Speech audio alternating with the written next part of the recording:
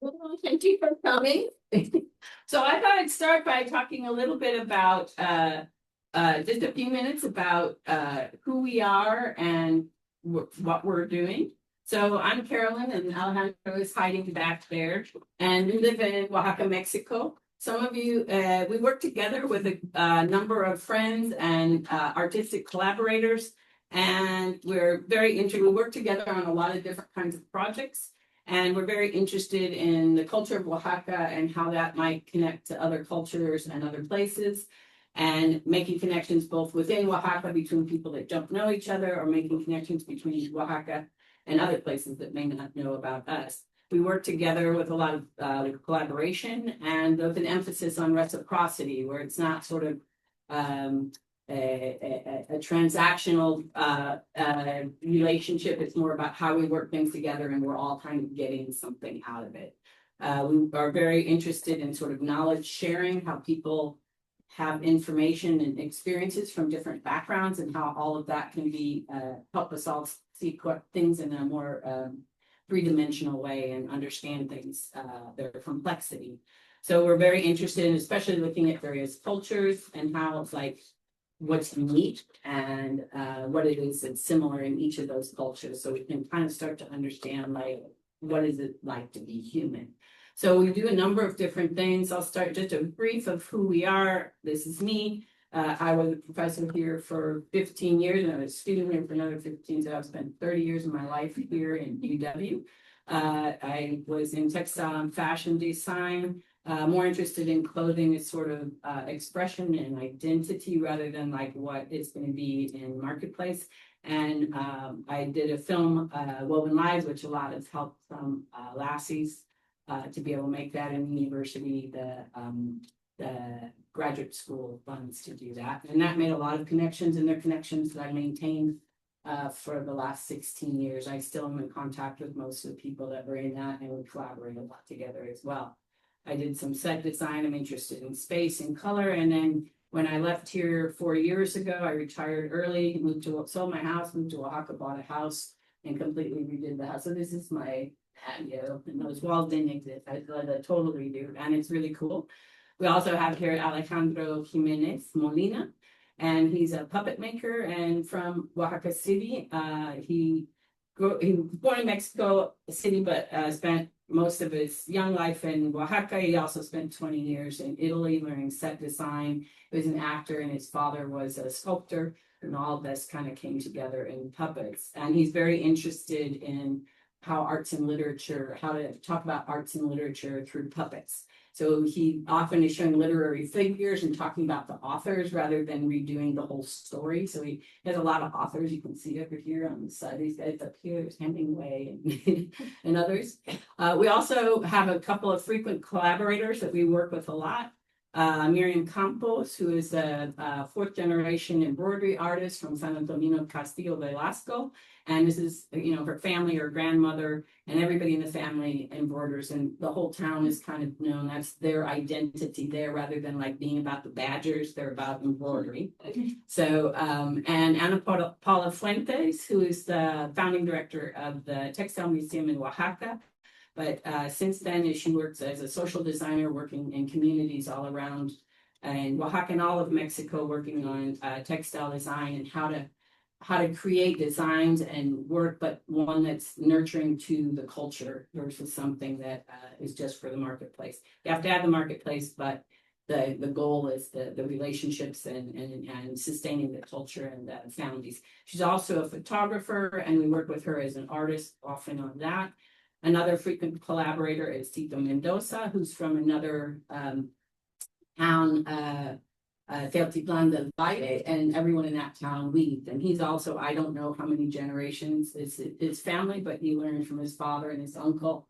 And it goes way back, like before the Spanish ever arrived with that town. Actually, before the Zapotecs were there, and before the Aztecs were there, and before the Mixtec were there. It's a couple thousand years they've been in that town, and weaving has been a strong part of that village. And he's always up for anything that we come up with, and so he's a frequent collaborator. We often will do collaborative works together. This is one that has Tito's weaving, Alejandro's his puppets, and this is about Milpa, like the three sisters, and about interaction and reciprocity with the earth and humans. And then I was a big part of this too. It was something we all came up with together. And we often sometimes do like group exhibitions with our work too. So we work a lot together. We also do cultural tours. Anna, Miriam, and myself do a lot of textile related tours, all based on understanding the culture and the history of Oaxaca, as well as just understanding the textiles and appreciating techniques and aesthetics. But we really want people to sort of have an experience of being in a different place. And also do workshops, puppet, embroidery workshops, and others. And then also part of what we do is doing storytelling and using stories and artwork to be able to make connections into the culture. So what we're showing today is a show called Un Títere de Sangre Zapoteco. It's going to be a little in English, a little in Spanish. Alejandro's still learning English, so it's going to be mostly, he'll be speaking in Spanish with maybe some little Italian thrown in there, and sometimes just made up words and sometimes in English. And I'll be giving like little cues. I think most of you here speak some Spanish. Is that correct? Mm-hmm. Okay. So, but we did like if you're going to opera and you're watching an Italian opera, you get like a little synopsis before each chapter. So that's the written part. So if you would like to follow along on that, you can. And then, but so it's a little bit of Spanglish. And so we really like the story of Rufino Tamayo, both because his work is like visually just beautiful. I've always loved his work. It's visually just a fabulous story, but it's also, he was a very well-known artist in the 20th century. He grew up, well, I won't tell you too much of the story because this is going to tell you his life story. But what he's known for is connecting up like pre-Hispanic art and aesthetic, and also studying like contemporary art. He has a classical art as a background as his schooling, but he was much more interested in the pre-Hispanic art than he was in the classical art. And then he went and he discovered like contemporary art, and was in that whole world in the 20s and 30s when abstraction and all those things were coming up. So he found this connection within himself that really hit with who he was, because he was being able to connect up his own background with things that were happening in other parts of the world. So he's based very much in Mexican aesthetics, and his roots are his own life, his own culture, his own experiences. And he brings kind of an emotional emotional connection to the work versus like super intellectual. And some of the people the artists that were really political didn't like him so much because he wasn't quite enough political enough. But for his work, what he really kind of is trying to get to is sort of this universal experience of being a human. And so, which fits a lot in with all of the things that as a group that us and we and our collaborators talk about. And so we're doing this show today. So, ¿estás listo? Okay.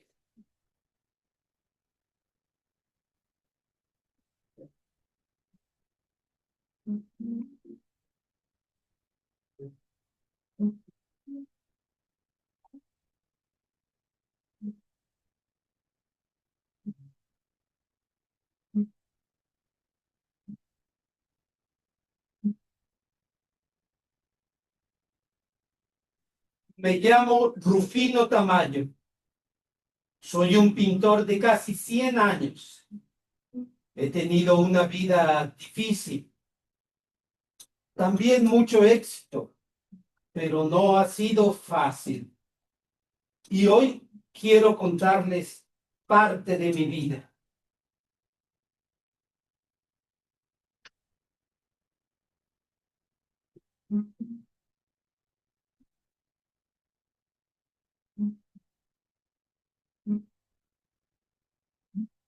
De niño, mi padre me abandonó, pero la vida me dio otra oportunidad. So his father left him when he was a child, and his mother died when he was 8. And so he found himself as an orphan at 8 years old. So he went to live in Mexico City with his aunt who had a fruit stand. And he actually found he loved it there with all of the color and life of the market.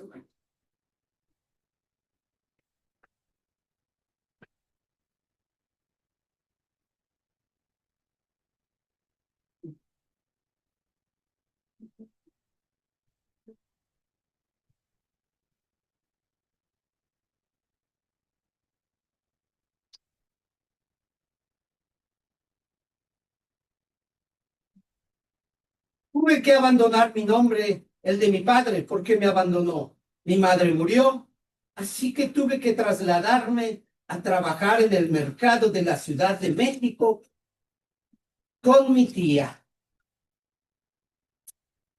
Después de la escuela, me gustaba mucho dibujar. Allí observaba todo lo que pasaba en el mercado, tantos juguetes tradicionales, fruta, personas, sobre todo las personas. Allí empecé a ver rostros nuevos para mí y un día podrían ser ejemplo de mis pinturas. So he was fascinated by a different kind of people that he saw that he hadn't seen in the market. There were people from all over. Todo representaba para mí una inspiración. Allí tuve mi primera lección de color. He was especially fascinated with the fruits. He found that his aunt had a room with a little heater in there, and he would watch the fruits, the immature fruits that were green, and how at the heat they changed colors to red and purples and oranges. Aprendí que la fruta respira y el color tiene vida. Yo había decidido que sería un grande artista. Mi destino estaba trazado. Pero mi tía quería que yo fuera contador, pero yo tenía otros planes. Así que de joven fui a la escuela de arte. So his aunt wanted him to be an accountant, but he wanted to be an artist. So he went off and he was actually accepted into the Escuela de Bellas Artes, which is the most important art school in Mexico City. Hoy, ese Rufino Tamayo es demasiado rebelde. Insiste en pintar indígenas. No, tiene razón. Yo tampoco lo encuentro muy correcto.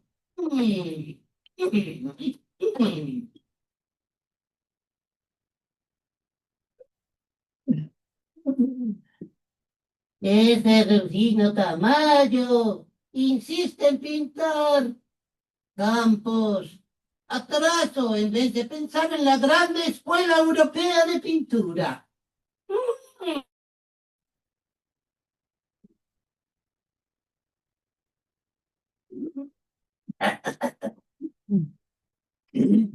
En la academia tenemos que cuidar el talento dirigido.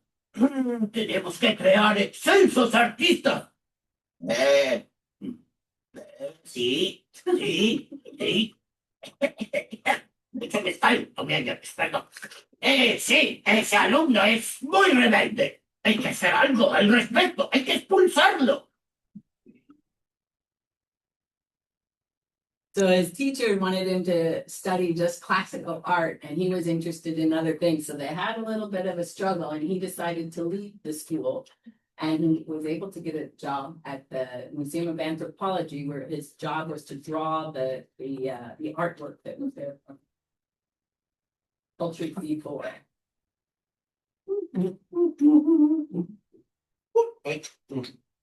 Pues sí, ya 18 años cumplidos.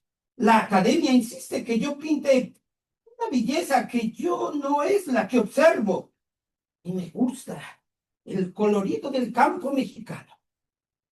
Y he oído hablar de la grande civilización azteca, maya.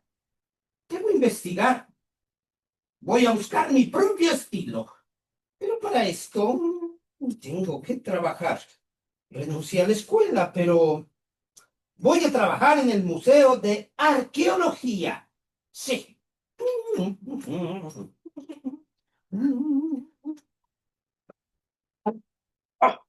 Y estoy aquí, y aquí observo grandes ejemplos de la cultura prehispánica.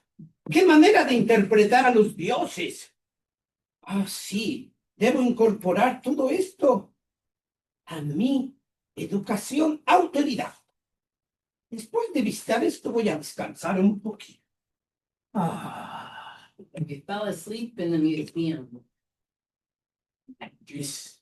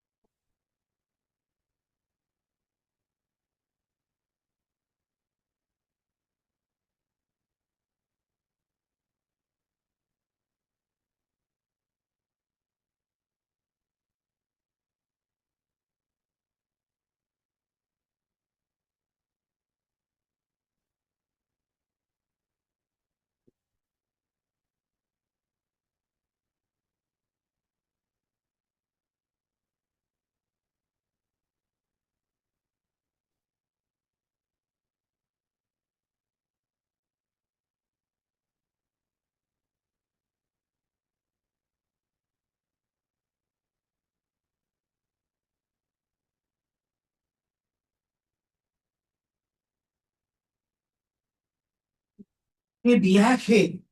He soñado un poco. Estos mexicanos tienen una imaginación fantástica que corre en mi sangre. Ahora, sin trabajo, creo que también no me debo cerrar a las influencias del arte moderno. He oído que en Nueva York hay muchas formas de pintar diferentes a esta. Debo encontrar mi destino. El arte y la vida se enfrentan sin miedo. Oh, sorry. We decided to go to New York to see what was happening in the contemporary art world to add to his understanding of the world and of art. Perdón, Nueva York es por aquí. Mi inglés, español es un poco extraño. Excuse me. New York. ¡Qué vida difícil! Vida difícil. Oh, pero bien dicen, caminando se llega a Roma y yo llegué a Nueva York. ¡Qué grandes edificios! Me urge conocer a los pintores. Todo lo que mis ojos puedan captar servirá. Pero la verdad es difícil. No he vendido ningún cuadro. A veces solo tengo una manzana para comer para cada día de la semana. La suerte no me acompañó. Creo que voy a regresar a México. He oído que se están realizando murales. Y allí voy a pintar mi primer mural. Sí, señor. Sí, señor. Oh, gracias de haberme recibido, New York. Pero ahora voy para México y conozco bien el camino. Pero vas a regresar al museo antes de ir, ¿no? Oh, sí, todas esas personas que me han ayudado. Sí, tiene razón. Sí, pero de arte moderno. Ole, por So favor. before he went back to, he decided to go back to Mexico City. Before he left, he wanted to immerse himself in contemporary art.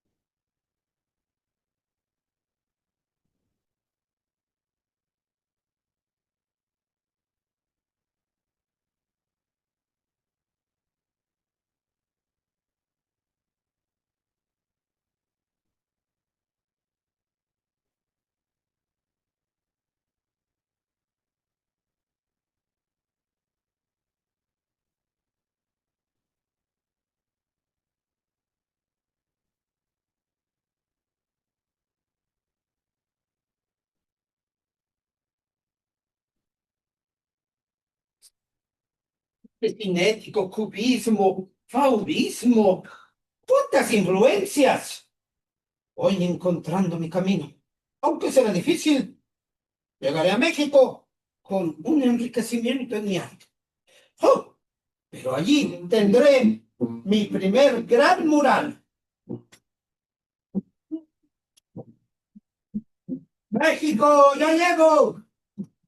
¡La historia me espera! Sí.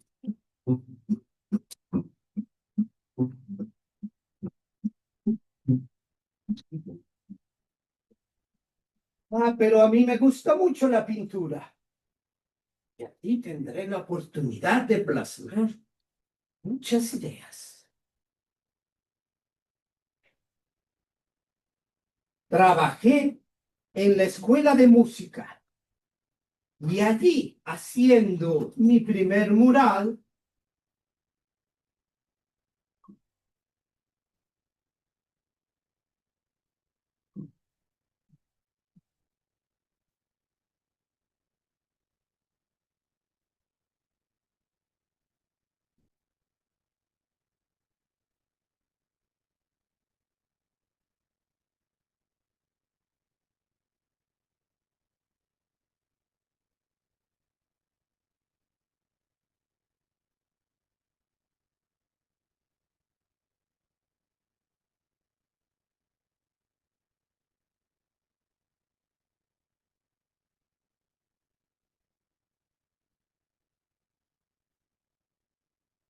¿y quién habría de decirlo? Allí, una mañana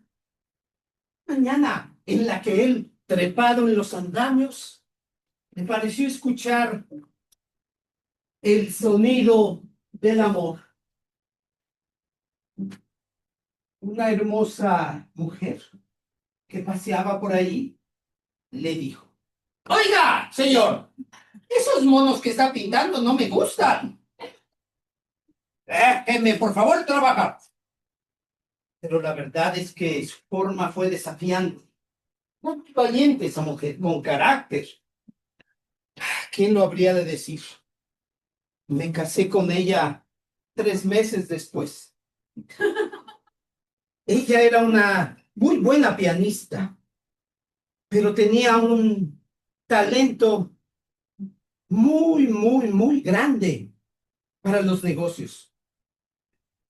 Así que ella fue mi grande sustento. Fue mi manager. Hicimos muchas cosas juntos. Regresamos a México y allí la política artística, había muchos protagonistas.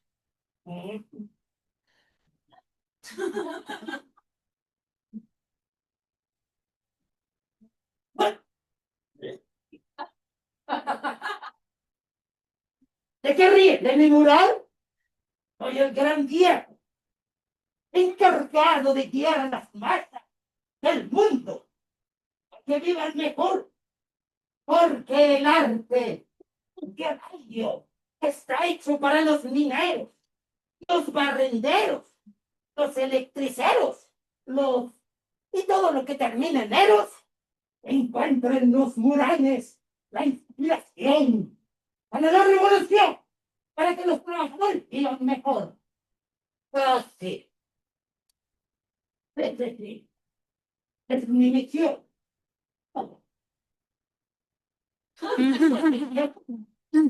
Los artistas tenemos una misión. Ya me voy porque tengo ganas de un cóctel.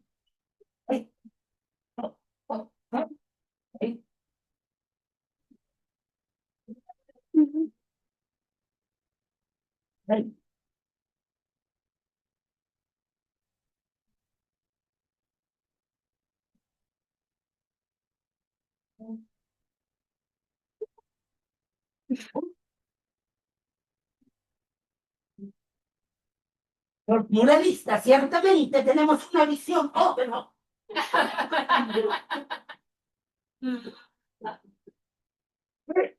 los artistas tenemos la misión de educar al pueblo para que se eduquen en las luchas revolucionarias. No hay, como dijo el maestro Diego, no hay más ruta que la nuestra.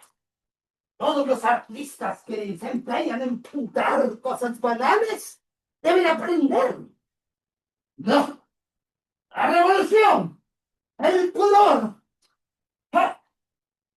¡Ja!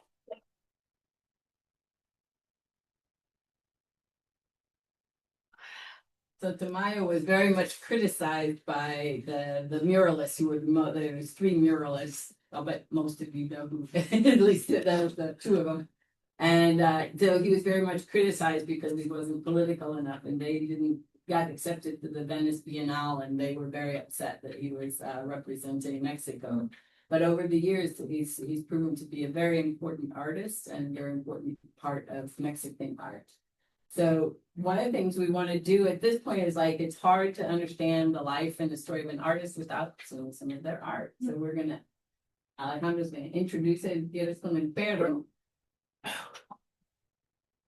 En el mundo sí resplandecía el sol. En Europa, en plena posguerra, México para mí era un lugar luminoso. El sol siempre estuvo en mis cuadros. La luz. Pero también realicé un cuadro.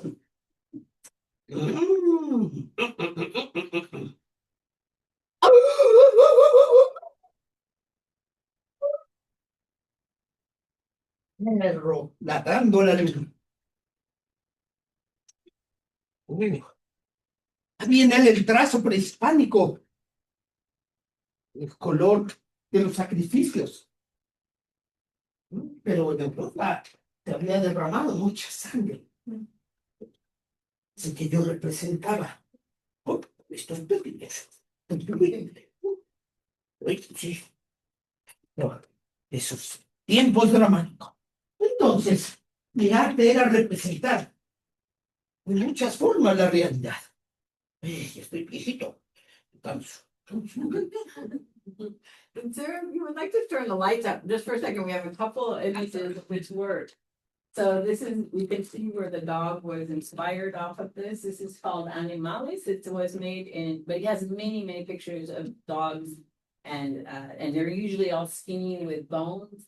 And there's often a lot of red. So this was made when World War II was just getting going and Europe. And so there was a lot about blood and hunger. There's also a lot of hunger in Mexico at this time. So it was sort of about the difficulties of life and how challenging things are. And sometimes you have to just kind of keep struggling just to keep going. He also made many retratos, portraits of his wife.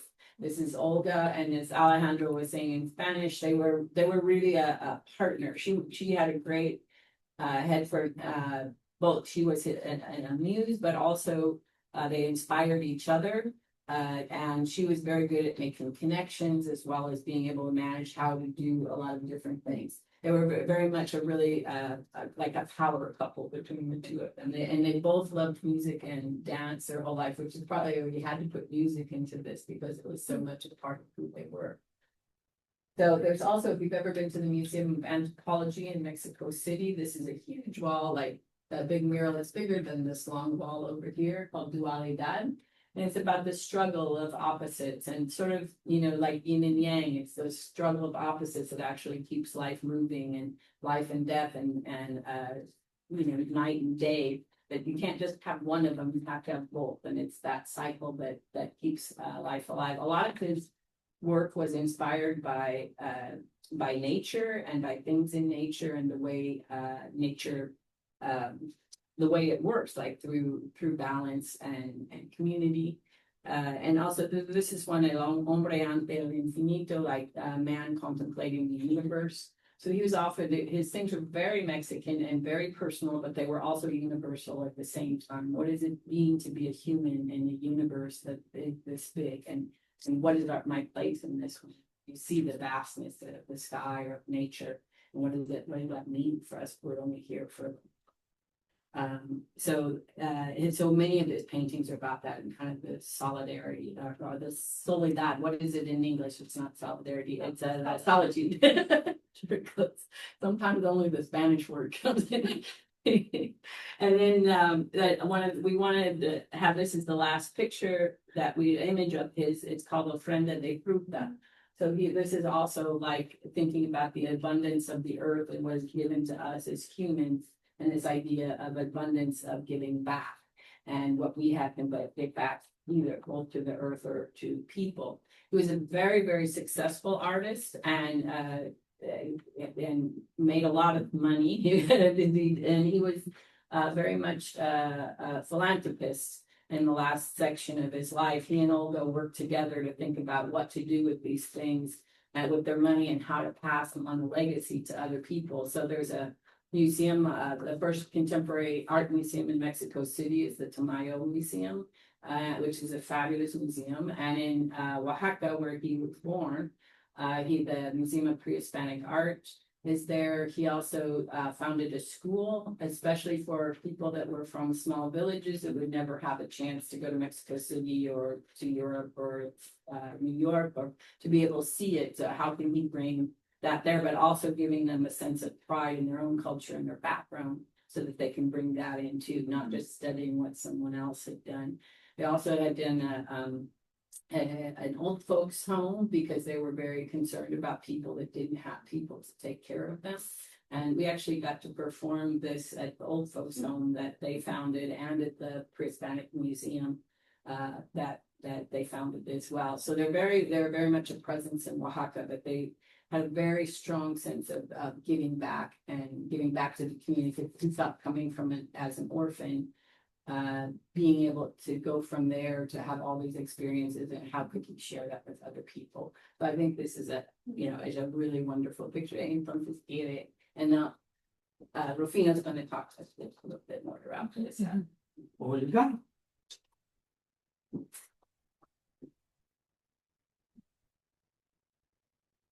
Junto a Olga, nuestra grande preocupación era brindar a los jóvenes, las mujeres, a los niños, oportunidades que yo no había tenido.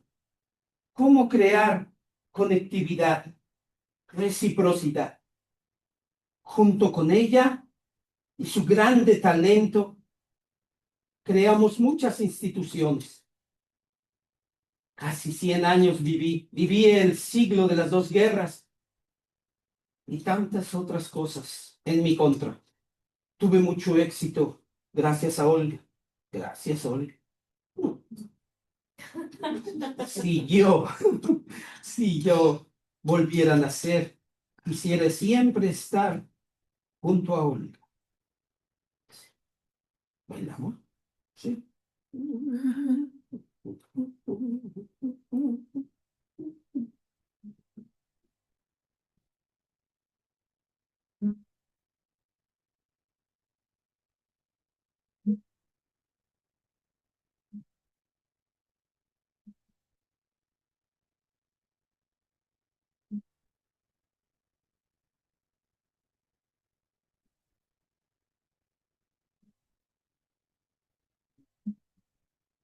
Mi grande musa.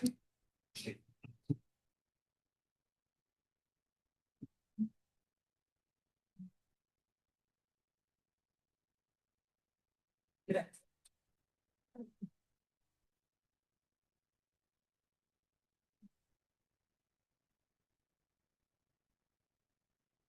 It's different every time.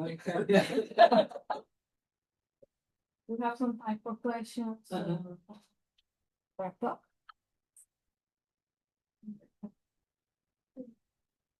Mhm.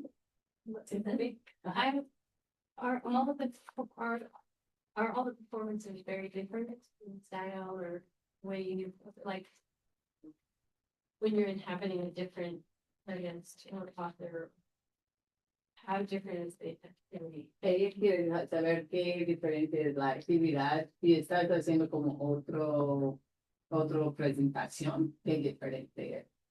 De cada vez, o la Pues- forma en que trabaja. So there's one thing is like, how is this different? Because we're doing it here, we've done it in museums, we've done it in with like great big open, I don't know what to call it, like a great big open patio with 350 students. It's different every time. There and how we set up here, we have to figure out how to do it with each situation. But también tiene los otros, como de Morales y todo, ¿no? Bueno, puedo decir que las reglas del teatro y las reglas del teatro del títere son amplias, pero yo casi no respeto ninguna. Did you all get that? Porque me veo en la necesidad de querer expresar con objetos diferentes y lenguajes diferentes escénicos el mensaje que quiero transmitir. Así que un poquito diferente, siempre un poquito. Siempre hago así y lo siento que... He's really doing something to interact. And he's got different shows. He's got one on Rodolfo Morales, who's another really important artist out of Oaxaca and was actually a student of Tamayo. So that is kind of fun. And I think it'd be great to do one about Francisco Toledo, who is another really powerhouse in the arts in Oaxaca, who was also a student of Tamayo. Tamayo kind of took him under its wing. And he has some other ones about books. He has lots of they look like they're books, and then they open up and they have like, you know, Virginia Woolf or something inside. And there's a whole bunch of the horrors. Bueno, primero un gran saludo y bienvenido. I've had a chance to visit his workshop. Actually, And did you show a picture of it? Oh my gosh. So that's my daughter, Kristen. I'll tell her you showed the picture. Pero mi pregunta tiene que ver con la próxima generación. ¿Qué está pasando con esa forma de arte con la próxima generación? Hay gente formando, entienden el poder. ¿Qué piensa y opina sobre eso? Muy personal la idea. Oaxaca es una de las partes más pobres de México, pero más rica en recursos y hay una historia detrás de eso. Lo que él inicia, siempre orgulloso de sus raíces indígenas, porque él tenía sangre india, empieza un camino donde nunca pierde de vista su entorno, ¿no? Él trabaja en un mercado, es huérfano, tenía todo en contra. Y desde ahí se forja esta personalidad de siempre no desechar todo, sino que tratar de extraer de él, y en este caso de la cultura prehispánica, de la gente del mercado. Él habla mucho y fue mucho motivo de sus cuadros, los rostros, las formas. Cuando conecta con el arte moderno, él hace esa fusión de estilo único. Quiero decir que él vivió casi 100 años y siempre estuvo trabajando mucho, 8 horas al día, pero siempre investigando. Pero ya de la mitad de su vida, él pensó en las instituciones, crear lugares para que la gente pobre pudiera acceder al arte. Aunque ella ya lo dijo, pues está el museo, que no existía un museo de arte moderno. También en Oaxaca creó una escuela de arte, y esto es muy importante, donde solo accedieron hijos de gente del campo. No sabían que iban a ser artistas. Oyeron que había una escuela que él ayudaba, y hoy hay una corriente de artes plásticas que empezó allí, donde tú veías pintores indígenas y que actuaban con su mensaje. Él influyó mucho en otros 2 grandes artistas que ella mencionó, Francisco Toledo y Rodolfo Morales, indios también, gente que tenía experiencias, y con el consejo de él y la ayuda tuvieron mucho éxito, pero él les dijo, ellos lo dicen, ¿qué hago con tanto dinero? Haz instituciones, crea lugares. Y hoy hay una nueva generación de jóvenes desde 15 años, gente del campo, gente que no tiene muchos recursos, que va a bibliotecas donde hay libros extraordinarios. Así que su misión fue fructífera. Y hoy, incluso en la lucha política a nivel local, pero ya internacional, porque sabemos que el mundo está todo conectado, muchos jóvenes no solo vieron pintura, también conocieron de artistas revolucionarios o críticos, no que tuvieran o tuvieran razón, pero usan el arte como política, no política de conflicto nada más, sino de creatividad. Hoy Oaxaca sí es un lugar donde tú ves lo que él inició, junto a tantas otras cosas. So there is a lot happening with the kids. I'm not gonna repeat all of it, but I want to add something that will like add on to what he's saying without repeating. So, but there, you know, that the trajectory of sort of being there was Tamayo, who then set up things where Morales and Francisco Toledo then became people that became artists in their own right and also extremely successful. But that idea of giving back, they've continued with it too. And they've both done, Tamayo especially, Toledo especially, has helped create multiple art spaces and programs and redoing buildings that are just, you just want to go there because the building is so fabulous. But then having places where regular people, like we don't have to be in art school and you don't have that, many programs are free. And we just did one a few weeks ago in the San Paulo Cultural Center where we made puppets with little kids, and between, you know, the artists help set up these institutions and also the way to think about it, not just art in order to sell it. So it's not like commercial, but it's also, you do have to sell it because artists can't keep living if they can't eat too. So there's this real practicality, but at the same time trying to maintain their own identity, not sort of selling it out. And I think the Mayo was a really good example of that, as he's looking at himself and his own background, his own he's responding to something outside, and then he's creating something that's new. And you see this all over Oaxaca. You see it in the buildings, in the food, in the clothes. It's just there's a lot of, I think hay muchos que los niños tienen mucho arte alrededor. It's in the streets, it's like everywhere. And art is like really part of everyday life, and kids are growing up with that. So I think, you know, there's some people, it's not like it's ideal. There's all kinds of problems. We could talk about that for a couple hours too. But that is one thing they do extremely well there. And that's part what we wanted to come here to talk about. Is there's ways to do that without losing your identity, without, you know, with being inclusive to other people and other cultures, but still being honest to who you are, which I think is a hard line to toe sometimes. And I see a lot of that in Oaxaca being done fairly successful. So the kids are all part of that too. Other question? Yeah. Muchas gracias. I wanted to hear a little bit about the process of creating a piece like this. Que como saber un poco más sobre el proceso de construir una obra de teatro como eso, ¿no? ¿Dónde empieza la idea? So where does the idea start? ¿Cuándo comienza este trabajo impresionante sobre los títeres? Sí, ¿Cómo bueno, es el proceso? bueno, yo tengo una experiencia de escultor, mi padre era escultor, mi madre poeta, así que ya también era muy acercando al arte, ¿no? Las letras también, aunque soy autodidacta. A través desde joven esculpir, después empiezo a hacer teatro y después vivo 20 años en Italia, pero yo ya esculpía. Entonces cuando regreso me encuentro con qué hacer.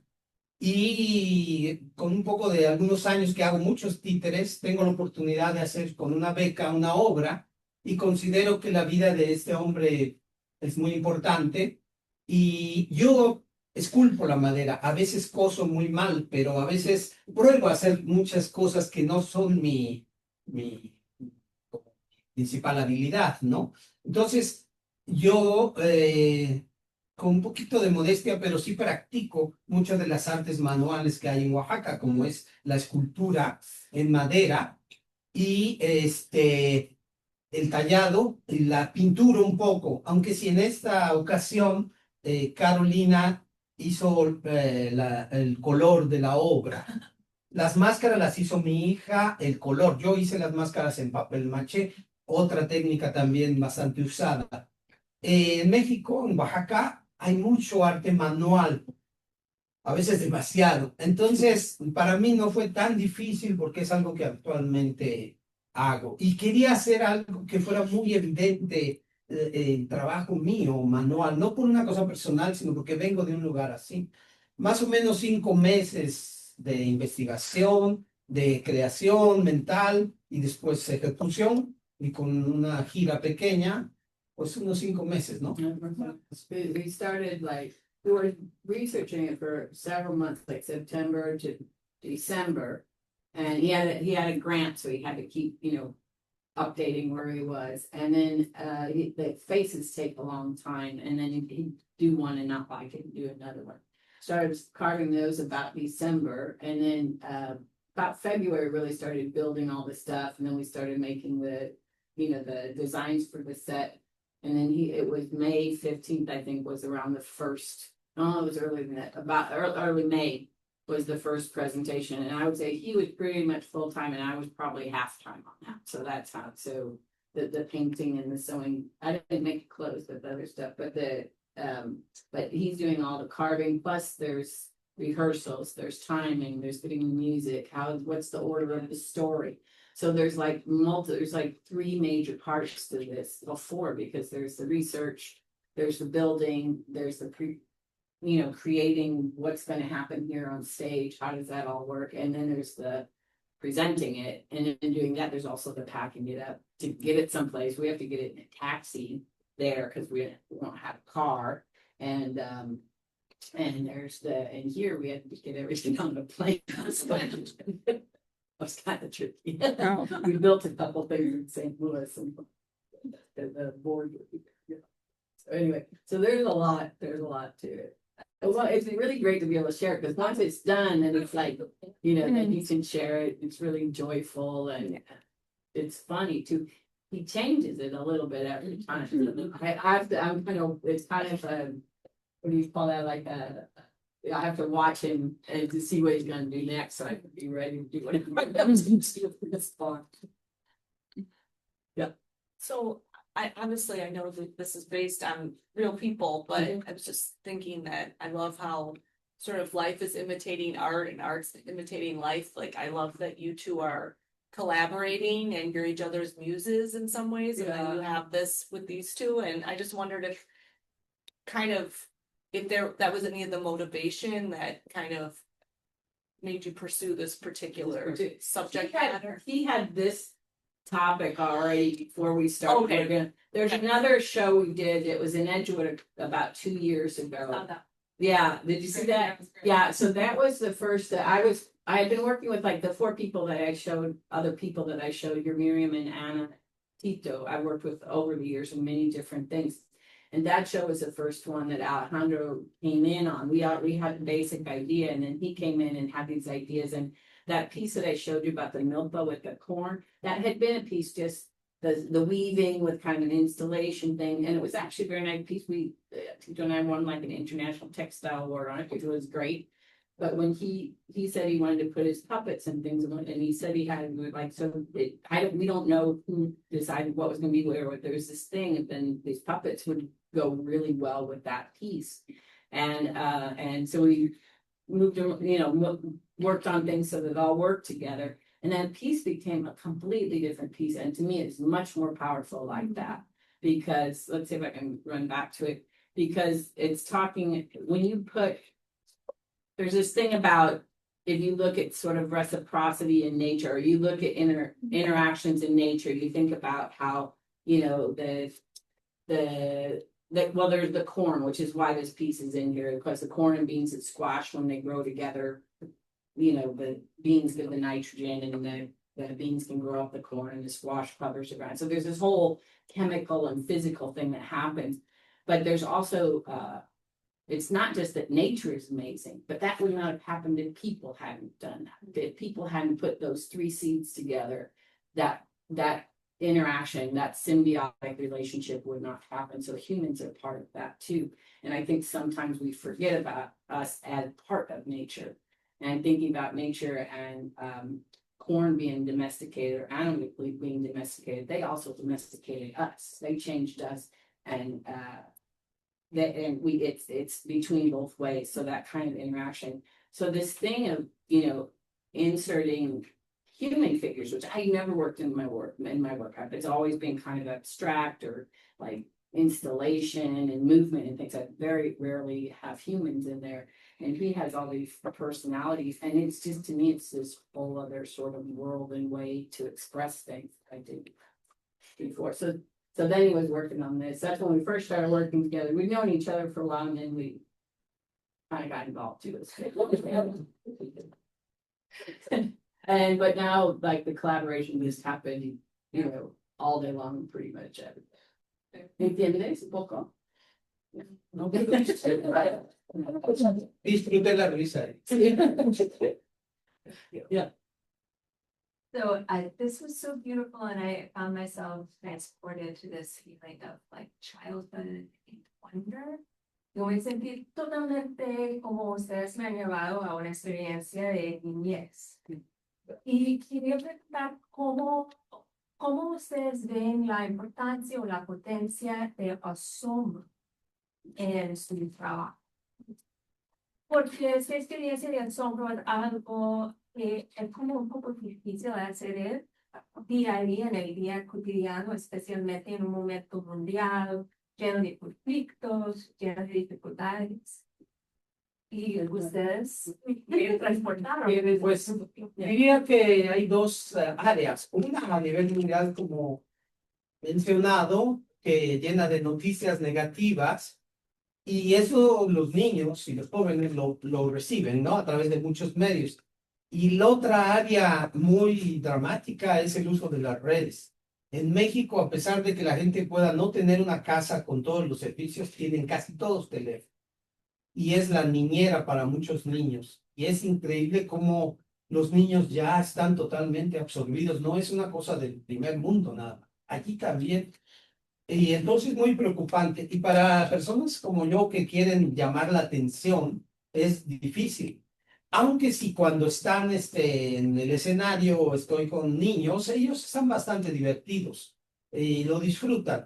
Yo considero que no es que sea un tema demasiado serio y lejano solo a la diversión, pero sí es un tema como serio. O sea, es la vida de alguien que ya muy grande, hablo un poco de política, pero a través, decía, del trabajo, quiero llamar esa atención de los niños con el perrito, con la serpiente emplumada.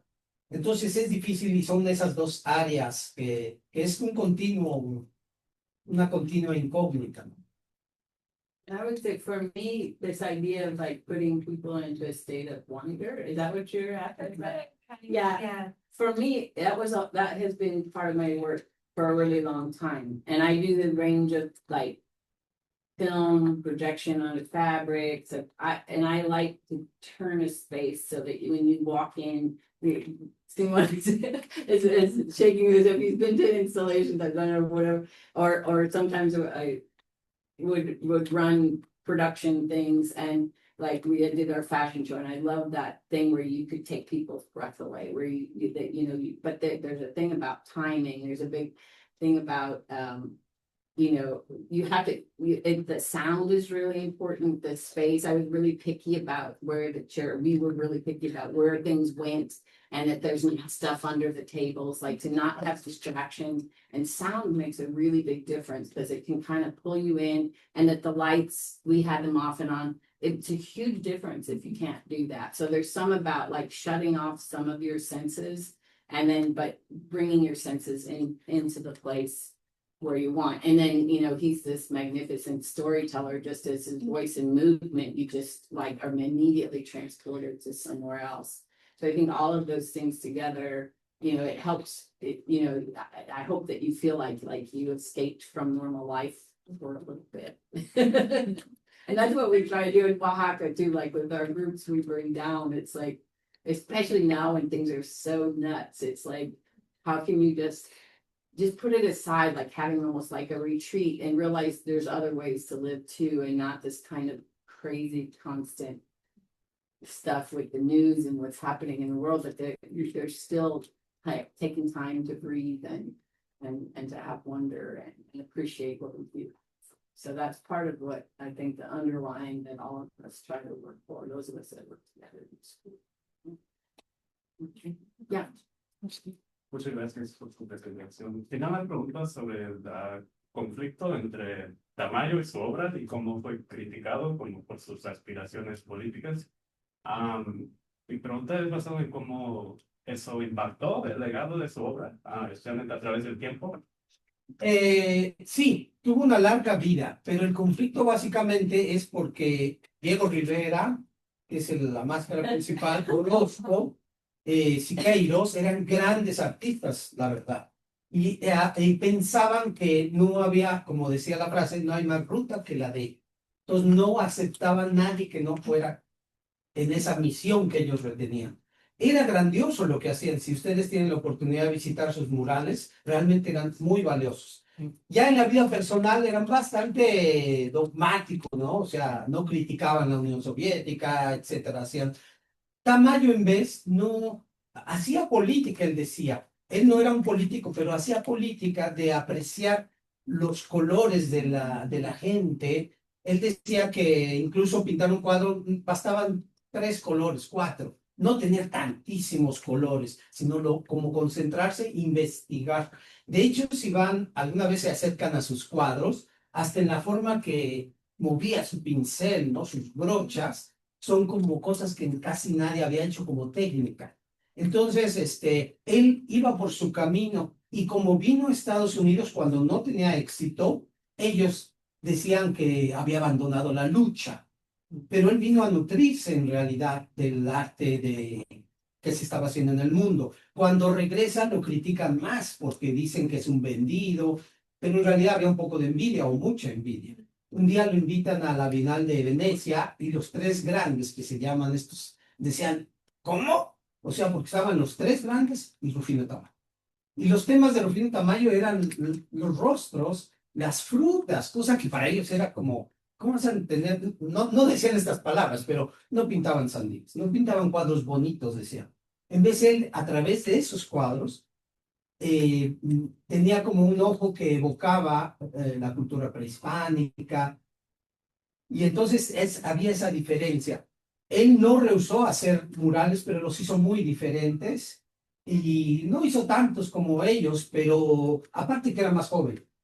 Ellos murieron después un poco, y él continuó, pero no sé, ni siquiera en eso se encasilló de solo frutas y sandías, aunque es de los más conocidos. Entonces sí influyó en su percorso, en su camino, pero siempre como actualizándose, no renunciando incluso a hacer feos cuadros, pero hacía bonitos. Creo que ella tenía una pregunta. Oh, we don't have, yeah, I mean, well, I was curious about the process of getting almost 100 years in 15 minutes. To me, that's There's a lot. of this. Yeah. And that's why it's kind of different every time, because like sometimes we'll talk more about something or the other, and so sometimes he'll talk about a different one.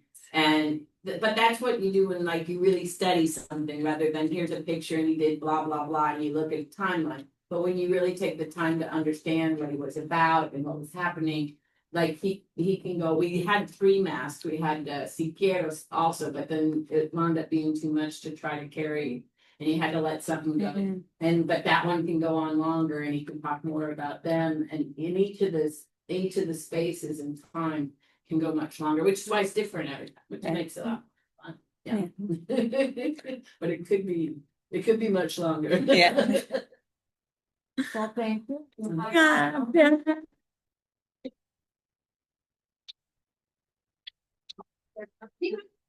have other events happening. Yeah. At the very, I think, do a workshop, there's also. We have- Let's see. If they, in their busy timeline. So we have, you can follow us on Facebook and Instagram. And then we also do tours that you're welcome to look at, textile tours. While we're here in Madison, we have today on Thursday at 6:30. So if you know people that think would have liked this 6:30, next Thursday at the Madison Children's Museum. The Children's Museum is open and free entry on Thursday night, so you don't have to pay. And then there's a puppet workshop on May 2nd out at Art House in Verona. We have about 6 or 7 other events, but they're all sort of like for a class or something like that. But these are things that are open to the public, and there may be a show on Saturday, the 2nd at 3 o'clock, but they're waiting to get insurance for the event, so we'll let you know when we get that. Okay. Thank you. But thanks for coming.